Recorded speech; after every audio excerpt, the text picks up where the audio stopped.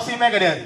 நம்மளுக்கு முன்னாடி பேசின சகோதரர்கள் சொன்னாங்க பாத்தீங்களா, 1.5 கோடி பேர் வட மாநிலத்தில் தமிழ்நாட்டில் வந்து கால் பதிச்சுட்டான்னு. ஒவ்வொரு பகுதியிலே இருக்காங்க. அதற்கு காரணம் 14 இந்த நாட்டில் இந்த மண்ணின் வேலையும் இந்த மண்ணின் மைந்தர்களுக்கே கொடுத்திருந்தா இந்த பிரச்சனை வந்திருக்குமா? ஃபர்ஸ்ட் அவன் எப்படி வந்தான்? உள்ள பஞ்சு மிட்டாய் விற்கிற மாதிரி வந்தான், பெட்ஷீட் விற்கிற மாதிரி வந்தான், குல்ஃபி விற்கிற மாதிரி வந்தான். இப்போ நாடார். ஒரு காலத்துல மளிகை கடை யார் கையில இருந்தது? எலக்ட்ரிக்கல் கடை யார் கையில இருந்தது? டிபார்ட்மெண்ட் ஸ்டோர் யார் கையில இருந்தது? பெரிய பெரிய வணிக வளாகங்கள்லாம் யார் கையில இருந்தது? இன்னைக்கு யார் கையில இருக்கு? ஒட்டு மொத்தமா வட மாநிலத்தில் கையில போயிடுச்சு. மிகப்பெரிய மால்கள் எல்லாம் அவங்க தான் இருக்கு. நம்ம ஆட்கள் யாருக்கிட்டயுமே கிடையாது. நம்ம இன்னும் கூலியா தான் இருக்கோம். ஆரம்ப காலத்துல கூலியா வேலை செஞ்சா இன்னைக்கும் கூலியா தான் வேலை செஞ்சுட்டு இருக்கோம். அந்த கூலி வேலைக்கு கூட இன்னைக்கு கட்டிட தொழிலாளே போறான் பாத்தீங்களா கூலி வேலைக்கு, அதுக்கு கூட அவங்க தான் வராங்க. நம்ம சகோதரர் சொன்னாங்க, நம்ம சம்பளம் 1000 ரூபாய் கேட்கறோம், அவங்க 500 ரூபாய் கேட்கறாங்க. அதெல்லாம் அந்த காலம் தலைவா. இப்பெல்லாம் 1100 ரூபாய் கண்டிஷனா கேட்கறான். 6 மணிக்கு முன்னாடி கை கழுவிடுறான், வேலையை முடிச்சிட்டான். ஒரு காலகட்டத்தில் 7 மணி ஆனாலும் 8 மணி ஆனாலும் வேலையை முடிச்சுட்டு போயிருந்தான். இப்ப அப்படிலாம் கிடையாது. 5:55 ஆச்சுன்னா கை கழுவிடுவான். அவனுக்குன்னு ஒரு யூனியன் இருக்கு, அவனை தொட்டா கேட்கறதுக்குன்னு ஒரு கூட்டம் இருக்கு. காலு பதிச்சிட்டான். இப்ப நம்ம எஸ்ஐஆர் திருத்த சட்டத்தை பற்றி தமிழ்நாடு முழுக்க ஆர்ப்பாட்டங்களை நடத்திட்டு இருக்கோம். அரசு சார்ந்து, ஆளுங்கட்சி சார்ந்து நடத்திட்டு இருக்கோம். அந்த நிலைமை வரக்கூடாதுன்னு தான் தலைவர் அவர்கள் தொடர்ச்சியாக 14 ஆண்டு காலமாக மக்கள் மன்றத்தில் சட்டமன்றத்தில் அவர் தொண்டைக்கையே கத்திட்டு இருந்தாரு. இது ஒரு துளி கேட்டு இருந்தா இந்த பிரச்சனை வந்திருக்காது. இப்போ தலைவர் அவர்கள் சொல்றாரு சட்டமன்றத்தில், என்ன சொல்றாரு? ஏங்க யாரு வேணாலும் வேலைக்கு வரலாங்க, தப்பு இல்லைங்க. யார வேணாலும் வேலைக்கு வைக்கலாம், அதுவும் தப்பு கிடையாது.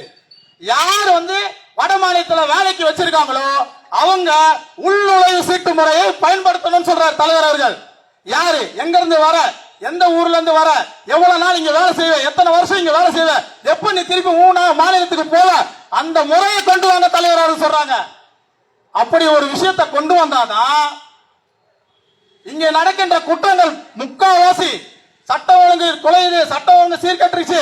ஆக இப்ப இருக்கிற எதிர்கட்சி எல்லாம் துள்ளி குதிக்கிறாங்களே, இதுக்கு முன்னாடி எல்லாம் சட்ட ஒழுங்கு கெடலையா? இப்ப மட்டும்தான் கட்டு சட்ட ஒழுங்கு கெட்டுருச்சா என்று கேட்டா, சட்ட ஒழுங்கு பிரச்சனை முக்காவாசி 70-75% யார் பண்றா? வட மாநிலத்தில் தான் பண்றான். காவல்துறை ஒண்ணுமே பண்ண முடியல, யார் அக்யூஸ்னே கண்டுபிடிக்க முடியல.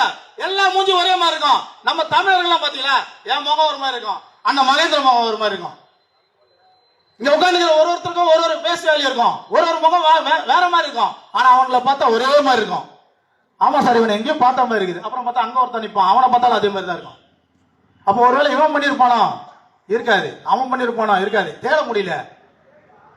இப்ப வேலைக்கு வச்சிருக்காங்க, அவங்க கிட்ட கேட்டாங்களா அவன் வீடு தெரியாதுன்னு, அவன் எங்க இருந்து வந்தான்னு தெரியாதுன்னு. அவன் ஒரு ஆதார் கார்டு கொடுத்துருப்பான், அந்த ஆதார் கார்டு ஒரிஜினலா நம்ம கண்டுபிடிக்க முடியுமா? நம்ம பாக்குறோம், அதெல்லாம் கிடையாது. இப்ப வேலைக்கு வரவங்க எப்படி வராங்க? இங்க ஒருத்தர் வேலை செய்வான், அவன் சொல்லுவான் என் சொந்தக்கார பையன் ஒருத்தர் இருக்கான், என் ஊர்கார பையன் ஒருத்தர் இருக்கான்னு சொல்லி அவன் கூட்டு வருவான். நம்ம இவனை நம்புறோம், அவன் யாருன்னே தெரியாதான வேலைக்கு வைக்கிறோம். எல்லாரையும் நம்ம குறை சொல்லல. 100 பேர்ல 50 பேர் நல்லவனா தான் இருப்பான், மீதி 50 பேர் கெட்டவனா தான் என்ன பண்றது? 6,000 காதுல போட்டு அதுக்காக கொலை பண்றான். குழந்தைன்னு பார்க்காம கற்பூச்சு கொள்றான். கண்டுபிடிக்க முடியல. சகோதரர் அவர்கள் சொன்னாங்க, ஆய்வாளர் அவங்க அந்த அவங்களோட இன்னைக்கு திருநா மாநிலத்துக்கு போக சுட்டு கொண்டாங்கன்னு சொன்னாங்க. அவர் ராஜமங்கலம் இன்ஸ்பெக்டர் பாண்டியன் சார் சுட்டுக் கொல்லப்பட்டவர் பேரு. அவன் பேரு அக்யூஸ்ட் பேரு நாதுரான். அவனோட செயல் தான் அந்த எந்த படத்துல எடுத்தாங்க, தீரன். அவனோட வீட காட்டுறாங்க, கோட்டை மாதிரி இருக்கு. நடுவுல சேர போட்டு உட்காந்துக்கிறான், காலம் மேல கால் போட்டு, என் ஊர் மக்களுக்காக நான் கொள்ளையடிப்பேன்றான். அந்த வழக்கை பத்தி பேசுறோம். இன்னைக்கு அவன் வீட்டுல இருக்கான், தெரியுங்களா உங்களுக்கு? அவனுக்கு எப்பயோ பெயில் கிடைச்சிச்சு. இவ்வளவுதான். குற்றங்கள் குறையணும்னா தண்டனை சட்டம் கடுமையாக்கப்படணும், அப்படின்னா தான் குற்றங்கள் குறையும். இததான் தலைவர் அவர்கள் சொல்றாரு தொடர்ச்சியாக. தமிழ்நாட்டில் படித்தவர்களுக்கு வேலை கொடுங்கன்னு சொல்றாரு. அதுக்கு என்ன கஷ்டம் இருக்கு? நம்ம பிள்ளைங்களுக்கு நம்ம வேலை கொடுக்கறதுல என்ன கஷ்டம் இருக்கு அரசாங்கத்துக்கு? 4 ஆண்டுகள் முடிந்து விட்டது. எம்ப்ளாய்மெண்ட்ல பதிவு பண்ண யார் சீனியாரிட்டி பிரகாரம் பார்த்து அவங்களுக்கு வேலையை கொடுங்க.